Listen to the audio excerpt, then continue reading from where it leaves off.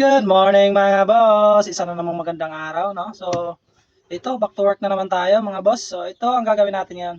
Ito yung ginawa ko nung last time. Nilagyan ko ng upuan. So, ngayon, kakabitan ko na siya ng sandalan. Dahil ang gagawin natin dito is yung welding na sandalan, ready to ikabit na lang. Unlike nung una kong gawa, tapal-tapal lang yun. So, ito, this time, welding naman ang gagamitin natin. So, i-sit up ko lang dito. Tapos i-welding. So, ito siya. Ito siya mga boss. So, ito yung design natin. Ayan. Ano yung araw. So, ayan. I-welding lang natin to. I-sit up ko lang. I-welding. Then, tatapalan yung mga napag-weldingan. So, retouch na. So, yun ang gagawin natin for today. So, since naisalpak na natin boss yung ating mga sandalan, i-align lang natin, no? Pagsukatin natin yung saktong sukat. And then, pag nakuha na natin, i-welding na kagad natin. So, sukatin natin para quality.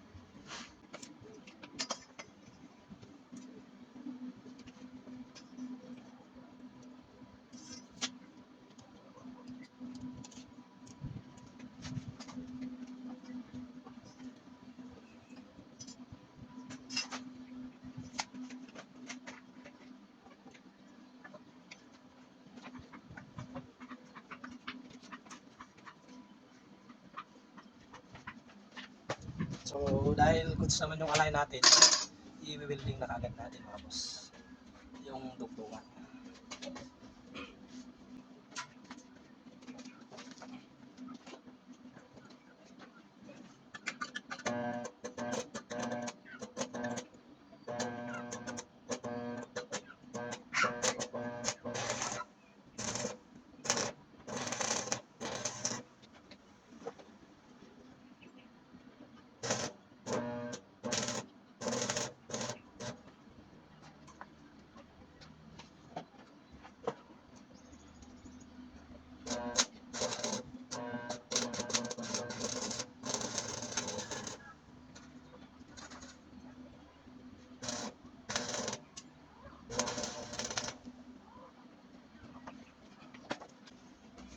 So, ayan mga boss, natacking na natin yung So, susunod natin gagawin dyan, i-full weld natin, then kapalan natin yung mga pinag-weldingan.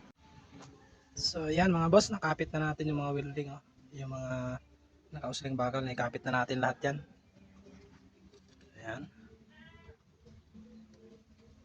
So, okay na, tibay na kahit alugin. So, dito sa ganun din sa kabila. So, ayan, nakapit na natin. Ang next natin na gagawin boss, tatapalan natin yung mga pinag-weldingan para lalo siyang tumibay. So tatapalan natin mga boss. Yan, natapalan na natin boss yung mga pinag-weldingan ko. So natakpan na siya at lalo na siyang tumibay. So yan. Yan. I-retouch na lang natin yan. Sabay natin sa retouch. Lahat ng na-weldingan napala na natin. Yan, ganun din yung sa kabila.